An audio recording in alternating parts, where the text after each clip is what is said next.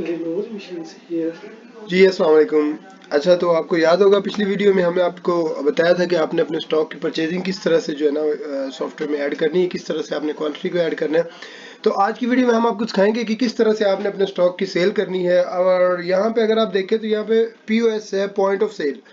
Point of sale basically आप manage करेंगे अपनी जो थर्मल बिलिंग है वॉक इन कस्टमर को मैनेज करने के लिए। ठीक है, ये आपकी पॉइंट ऑफ सेल स्क्रीन होगी और ये इसकी रिपोर्टिंग्स हैं जिसमें समरी इनकम रिपोर्ट्स है, डेली सेल्स रिपोर्ट है, स्टाफ सेल्स रिपोर्ट है, ग्रुप सेल्स रिपोर्ट है, सेल्स एनालिसिस है, या इस तरह से मल्टीपल रिपोर्ट्स हैं आपकी। तो जो दूसरी जो सेल है बेसिकली वो है आपकी क्रेडिट कस्टमर्स को मैनेज करने के लिए। ठीक है, जिसमें आपके कस्टमर एक दफ़ा डिफाइन हो जाएंगे। फिर इनवाइसिंग आप बनाएंगे, जो भी आइटम आपने सेल आउट करनी है उस आइटम की आप बिलिंग करेंगे उस कस्टमर के नाम के साथ, और जितनी पेमेंट वो एट द स्पॉट आपको वो कर देगा वो आपने यहाँ पे उसकी रिसीव डालनी है, और बाकी उसके जो है ना वो लेजर में आउटस्टैंडिंग में चले जाएंगे। तो सबसे पहले हम चलते हैं पॉइंट ऑफ सेल पे, आपने किस तरह से बिलिंग करनी है। आप POS में जाते हैं, पहले नंबर पे है पॉइंट ऑफ सेल।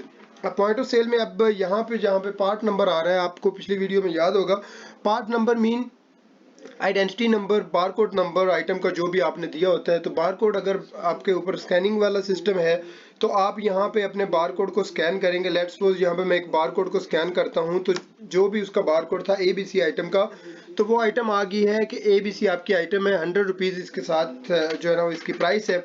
आगे आप देखेंगे ये आपका डिस्काउंट का ऑप्शन है, यहाँ पे डिस्काउंट रुपीज़ में आ रहा है। सॉफ्टवेयर के अंदर दो ऑप्शंस दिए हुए हैं, आप डिस्काउंट रुपीज़ में भी मैनेज कर सकते हैं और डिस्काउंट परसेंटेज में भी मैनेज कर सकते हैं। जो भी आपका सिनेरियो हो आप उस तरीके से अपने सॉफ्टवेयर की सेटिंग्स कर सकते हैं।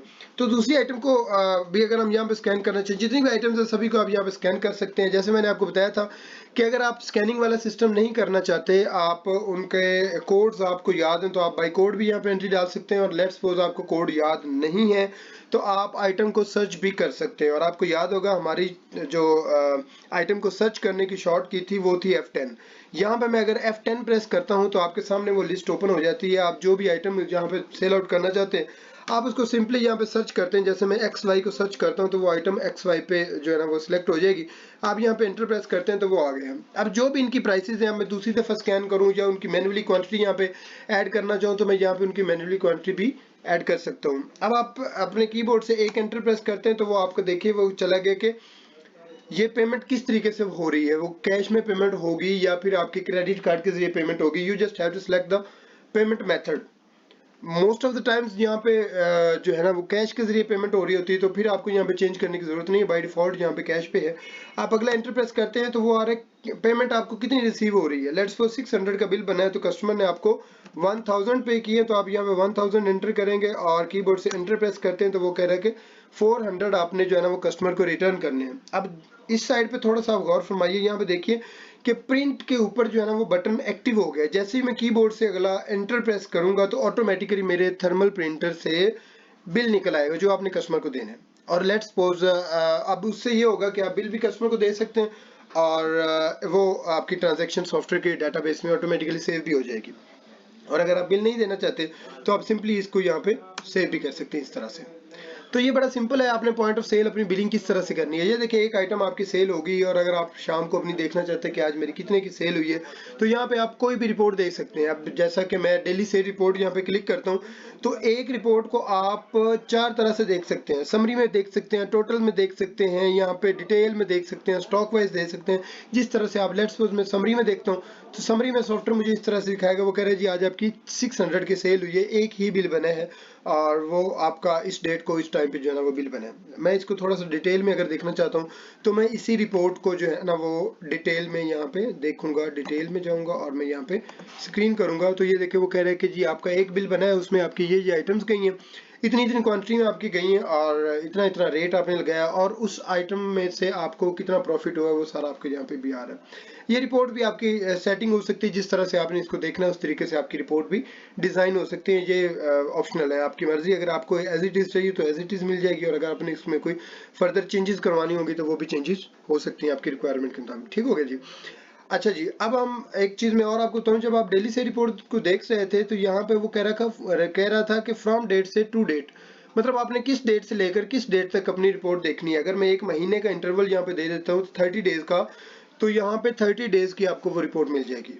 और लेट्स सपोज मैं एक ही दिन की डेट देता हूँ और मैं 12 बजे से लेकर 4 बजे की यहाँ पे रिपोर्ट देखता हूँ, तो सिर्फ 4 घंटों की रिपोर्ट मुझे मिल जाएगी। इसी तरह से अगर आपके सॉफ्टवेयर के मल्टीपल यूजर्स हैं और हर एक अपना लॉगिन के साथ अपनी बिलिंग करता है, तो आप यहाँ पे उनकी रिपोर्ट भी देख सकते हैं। स्टाफ से रिपोर्ट में जाएं और अपने स्टाफ में से जिसका आप रिपोर्ट देखना चाहें उसको सिलेक्ट करें और आगे उसको रिपोर्ट टाइप सिलेक्ट करें कि आपने डिटेल में देखना है, टोटल में देखना है, जिस तरह से भी आपने रिपोर्ट देखनी है आप उस तरह से अपनी रिपोर्ट देख सकते हैं। ये तो थी आपकी जो पॉइंट ऑफ सेल बिलिंग है, उसमें ये सारी रिपोर्ट्स हैं जो आपको रिक्वायर्ड होगी, वो 100% इसके अंदर मौजूद है, आप देख सकते हैं।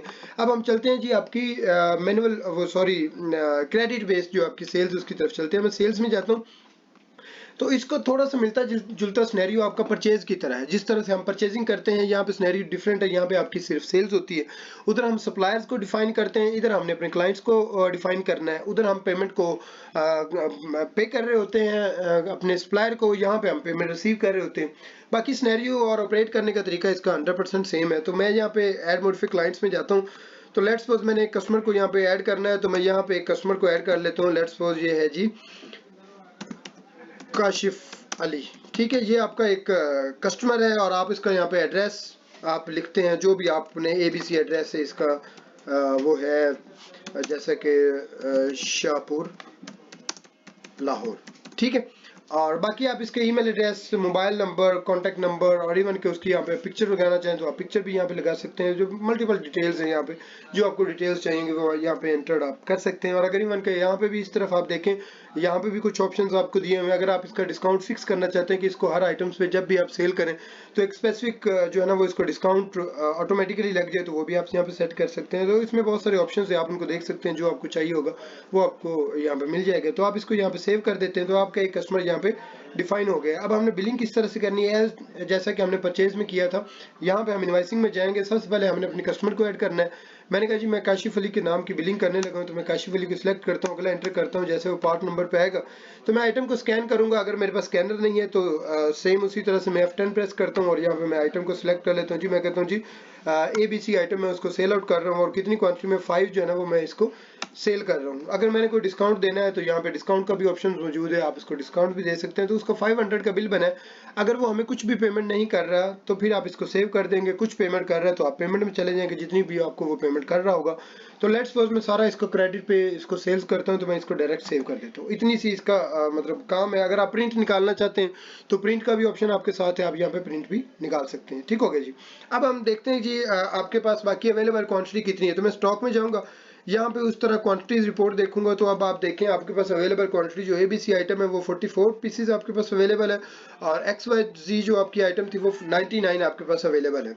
तो अगर मैंने देखना है कि मैंने किस किस कस्टमर से कितने कितने पैसे रिसीव करने हैं या आउटस्टैंडिंग में है, तो आप सेल्स में जाएंगे और यहाँ पे आप देखेंगे ऐड मॉडिफाई क्लाइंट्स का एक ऑप्शन मौजूद है। जब आप इसको ओपन करते हैं तो जिस कस्टमर से आपने पेमेंट लेनी होगी उस कस्टमर को सॉफ्टवेयर ने ऑटोमेटिकली हाईलाइट किया होगा, जिस तरह से यहाँ पे काशिफ अली को हाईलाइट किया हुआ 500 के आउटस्टैंडिंग के साथ। अब मंथ एंड पे या जिस डेट को भी काशिफ अली से आप पेमेंट रिसीव करते हैं तो आप पेमेंट रिसीव में जाएंगे और यहाँ पे उस तरह से एंटर करेंगे। दूसरा एंटर करेंगे तो वो कह रहा है क्लाइंट नेम दे जिसके आप पेमेंट रिसीव डाल रहे हैं। तो मैं यहाँ पे लिखता हूँ जी काशिफ, कीबोर्ड से एंटर प्रेस करता हूँ तो यहाँ लिस्ट ओपन हो जाएगी। मैं काशिफ को सिलेक्ट करता हूँ तो वो सॉफ्टवेयर बता रहा है कि 500 जो है ना वो इसके आउटस्टैंडिंग है। मैं कैश में जाता हूँ और यहाँ पे मैं पे 500 जो है ना वो कैश में रिसीव करता हूँ और मैं इस ट्रांजैक्शन को यहाँ पे सेव कर देता हूँ। अगर अभी आप देखेंगे तो ऐड मॉडिफाई क्लाइंट्स में तो मैंने काशिफ अली से कोई अभी आउटस्टैंडिंग नहीं है, लेकिन सॉफ्टवेयर ने इसकी हिस्ट्री सेव कर ली है कि कब कब आपने इसको सेल्स की है, कब कब उसने आपको पेमेंट की है। तो ये सारी रिपोर्ट्स हैं सेल्स के हवाले से, क्लाइंट्स के हवाले से।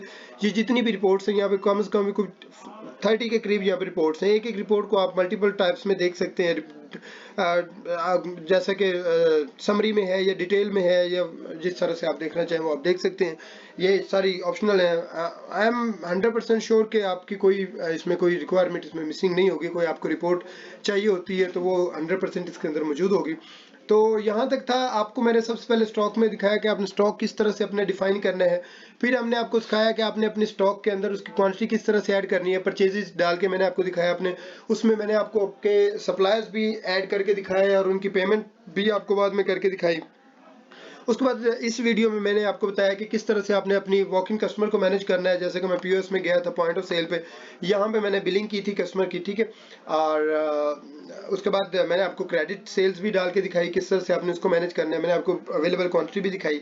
तो नेक्स्ट जो है आपकी वीडियो में हम आपको अकाउंट्स के बारे में दिखाएंगे। एक चीज़ और मैं यहाँ पे आपको बताता चलूँ कि सॉफ्टवेयर के अंदर बहुत सारे ऑप्शंस हैं। अगर आपने यहाँ पे अपने मल्टीपल यूजर्स को डिफाइन करना है और उसकी सिक्योरिटी को मैनेज करना है, तो यहाँ पे आपके यूजर्स जो है ना वो डिफाइन हो जाते हैं, उनकी सिक्योरिटी भी ऐड हो जाती है कि आप उनको कौन कितने राइट्स देना चाहते हैं। उनको आप एक पासवर्ड असाइन कर सकते हैं और सॉफ्टवेयर के अंदर उसको सिक्योरिटी राइट्स दे सकते हैं कि इतने उसके पास राइट्स होंगे। या फॉर एग्जांपल वो बिलिंग कर सकता है, बिलिंग के बाद आइटम को ओवरराइट नहीं कर सकता, वो बाद में कोई चीज़ डिलीट नहीं कर सकता। या रिपोर्टिंग का ऑप्शन है, आप उसको स्किप कर सकते हैं, वो आपकी रिपोर्ट ना देख सके। या फिर आप डिस्काउंट लिमिट कर सकते हैं कि मैक्सिमम जो है वो इतना डिस्काउंट दे सकता है। तो ये बहुत सारे ऑप्शंस हैं इसके अंदर। ये सॉफ्टवेयर की सेटिंग्स के अंदर सिस्टम सेटअप है, जिसमें आप अपने सिस्टम, जैसे मैंने आपको पहली वीडियो में बताया था कि अपनी मर्जी के मुताबिक आपने अगर अपने सॉफ्टवेयर को सेट करना है कि किस तरह से आपको यूज करने में आसानी हो, तो आप उसकी सेटिंग्स में जाके आप उसकी यहाँ पे सेटिंग्स कर सकते हैं। वो जिस तरह से आपको रिक्वायरमेंट होगी, हमारी टीम आपको जो है ना वो ट्रेनिंग साथ साथ देती रहेगी। हमारी सपोर्ट सर्विस तकरीबन 1 से 2 महीने के लिए आपको वो हम फ्री ऑफ कॉस्ट देते हैं। इसके बाद भी अगर आपको ट्रेनिंग के हवाले से या किसी हवाले से कंपनी की सपोर्ट चाहिए होती है, तो हमारे सपोर्ट टीम है, आप उनसे कांटेक्ट कर सकते हैं, ठीक है, और आप उनसे सर्विसेज ले सकते हैं। तो उम्मीद है आपको अच्छे तरीके से सॉफ्टवेयर की अभी समझ आ गई होगी कि किस तरह से आपने इसको यूज़ करना है।